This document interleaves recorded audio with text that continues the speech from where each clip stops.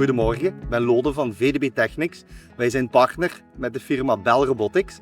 Deze hebben 2 robots ontwikkeld voor speciaal op de driving range de golfballetjes op te rapen en het te maaien. De balpikker gaat zorgen dat de golfballetjes die geslagen zijn op de driving range volledig allemaal opgeraapt worden. En in samenwerking met ons balmanagement systeem dat we ontwikkeld hebben, de balletjes getransporteerd en gewassen worden. Op het moment dat de golfballen in het systeem zitten, gaat er een vacuümmotor aan die wij opgebouwd hebben boven de baldispenser. Wij werken dus altijd custom build. Wat wil dat zeggen? Wij bouwen aan op de bestaande baldispenser die de klant al meestal in zijn bezit heeft.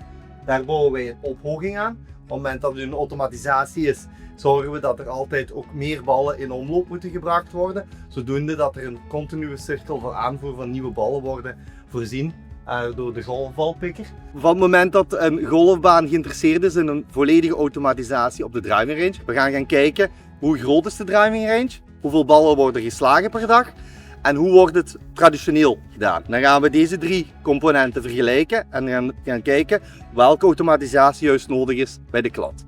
Dus de klanten krijgen van ons, nadat wij de hele installatie gedaan hebben, een opleiding. Ze krijgen de uitleg hoe moeten zij de robot onderhouden en kunnen ze zelf instellingen gaan doen op de balpikker en de maaier. Deze balpikker, voor een beetje meer woordje uitleg te geven, bevindt zich in kap die we makkelijk kunnen wegnemen tijdens het onderhoud. Hier zie je de rol die eigenlijk zorgt van het moment dat hij in zijn oppikzone zit. De rol begint te rollen over het gras en de golfballetjes opraapt en automatisch in de opvangbak terechtkomen. Op het moment dat hij tussen de 300 en 350 balletjes opgeraapt heeft, gaat eigenlijk een mechanische baar omhoog gaan, zodat hij weet dat zijn golfbalbak vol zit en terug moet rijden naar zijn losput voor te gaan lossen. Wij werken nu met de laatste nieuwe technologie GPS-RTK, dat wil zeggen efficiënt ballen rapen. En dan gaan wij de driving range inderdelen in 3 verschillende percelen. Een high density zone, een frontzone en een backzone. Zodat wij zo efficiënt mogelijk de golfballen kunnen oprapen. In samenwerking met een robotmaaier die ook GPS gestuurd is, gaan we dus zorgen dat de robotmaaier gelijktijdig met een balpikker alle balletjes de bal opraapt en er dan gemaaid kan worden. De balpikker heeft een opraapcapaciteit van tussen de 15.000 à 16.000 golfballen op 24 uur tijd. Natuurlijk moeten we gaan kijken naar de grootte van de driving range en hoeveel ballen er worden gespeeld per dag.